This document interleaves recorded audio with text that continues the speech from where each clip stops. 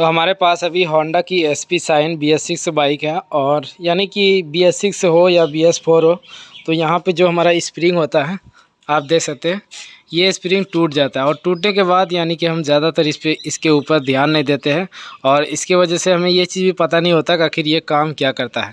तो आज के इस वीडियो में हम यही चीज़ आपको बताएंगे कि आखिर इसका काम क्या है और ये आखिर क्या काम करता है। तो ये स्प्रिंग हालांकि कुछ इस तरीके से होता है, आप देख सकते हैं, और इसका ज़्यादा रेट भी नहीं है, मात्र 10-15 रुपया का ये स्प्रिंग होता है। और यानी कि लगाने के लिए हमें इसे खोलना पड़ता है। तो किस तरीके से हम इसे आसान तरीके से लगा सकते हैं, तो यही चीज़ हम आज आपको बताएंगे। सबसे पहले हम आपको ये दिक्कत दिखाते हैं कि अगर आपका ये स्प्रिंग टूटता है और अगर नहीं टूटता है तो इसके ज़रिए से हमारा क्या प्रॉब्लम होता है, तो ये चीज़ हम बताएंगे आपको। तो ये जो हमारा क्लच होता है ये यानी कि उस तरीके से काम नहीं करता है, और वो जो स्प्रिंग होता है हमारा ये वाला, ये स्प्रिंग उस लीवर को इस लीवर को आगे की ओर खींच के रखता है, बस यही काम करता है। और बहुत से भाई क्या करता है कि इसके ऊपर उतना ध्यान नहीं देता। अगर कभी भी आप क्लच प्लेट खुलवाते हैं या डलवाते हैं तो उस समय अगर आपकी स्प्रिंग टूटा हो, चाहे वो स्प्लेंडर की बाइक हो या कोई भी कंपनी की बाइक हो, हर कंपनी में ज़्यादातर ये स्प्रिंग मिलता है, तो इसे डलवा देने में ज़्यादातर बेहतर होगा। तो अब लगाने के लिए सबसे पहले हम किक खोलेंगे, और जितना भी इस चैम्बर में नट हैं उन सभी नटों को हम बाहर निकालेंगे, और इसका जो मोबिल है, इंजन ऑयल, उन चीज़ों को हमें निकालना होगा। अगर हम उन चीज़ों को पहले नहीं निकालते और इसे अगर खोल देते तो फिर हमारा इंजन ऑयल इधर उधर चला जाएगा, यानी कि नीचे ज़मीन पे यानी कि गिर जाता है, तो थोड़ा बर्बाद हो जाता है। तो उस तरीके से हमें नहीं करना है। तो चलिए हम फटाफट से इसे खोलते हैं, और वीडियो में ज़रूर बने रहें और आप देखें किस तरीके से इस स्प्रिंग को आप सेट कर सकते हैं। तो फाइनली हमने ये चैम्बर खोल दिया, और खोलने के बाद यहाँ पे आप देखें जो कि SP शाइन में पहले क्या था, होंडा शाइन BS4 BS6, ये BS4 में जो SP शाइन आता था, होंडा शाइन, दोनों की क्लच प्लेट सेंटर हब बिल्कुल एक होता था।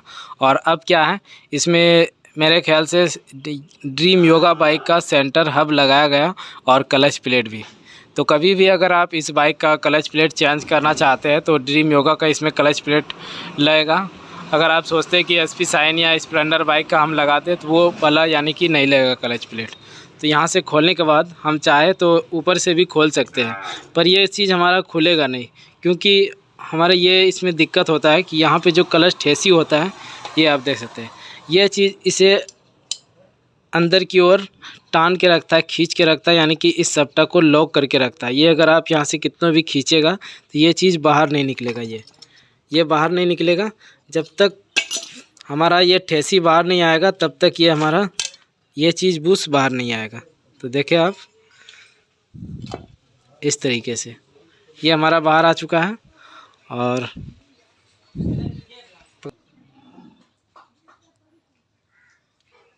तो यहाँ से हमें इस स्प्रिंग को पहले इस तरीके से निकाल लेना है, और ये दूसरा स्प्रिंग इस तरीके से डालना है। ये हमारा हो गया, और यहाँ से फिर इसी तरीके से इसे हमें सेट कर देना है।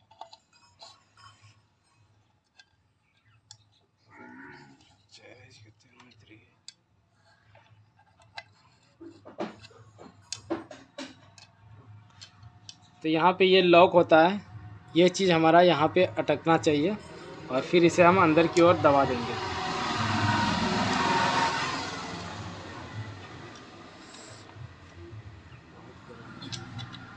बहुत गर्म।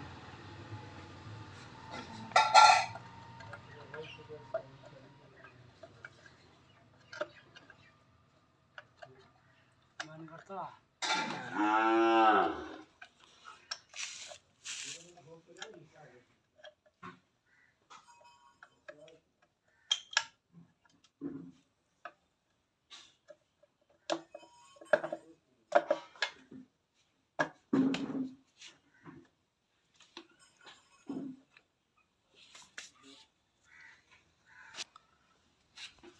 तो अब आप देख सकते हैं, जैसे हम इस लीवर को ऊपर की ओर उठाते हैं तो ये नीचे आ जाता है आराम से, कोई भी दिक्कत नहीं। पहले क्या था, ये नीचे हो रहा था, और इसके ज़रिए से हमारा क्लच जिस तरीके से काम करना चाहिए उस तरीके से काम नहीं कर पाता है।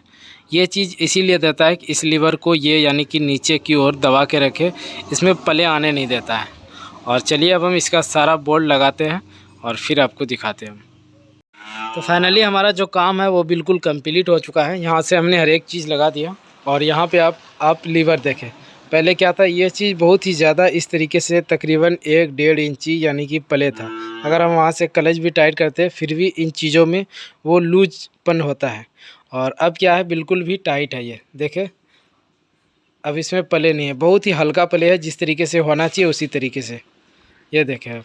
तो इसी चीज़ के लिए हमें उन चीज़ों पे ध्यान देना होता है। और जब भी हम क्लच को इस तरीके से छोड़ते हैं तो क्या होता है कि यहाँ तक फंस के रहता है और उसके बाद हमें हाथ के ज़रिए से, उंगली के सहारे से इसे इस तरीके से आगे करना पड़ता है, तभी हमारा क्लच यानी कि गाड़ी भी सही ढंग से हमें चलाने में लगता है। तो कभी भी ऐसा दिक्कत आया तो इस तरीके से आप सॉल्व करें। तो चैनल को आप अभी तक सब्सक्राइब नहीं किया तो एक बार ज़रूर सब्सक्राइब करें और बेल आइकन घंटी को प्रेस करें ताकि आने वाला जो भी नेक्स्ट वीडियो होगा वो आप तक तुरंत पहुँचे। तो थैंक यू दोस्तों।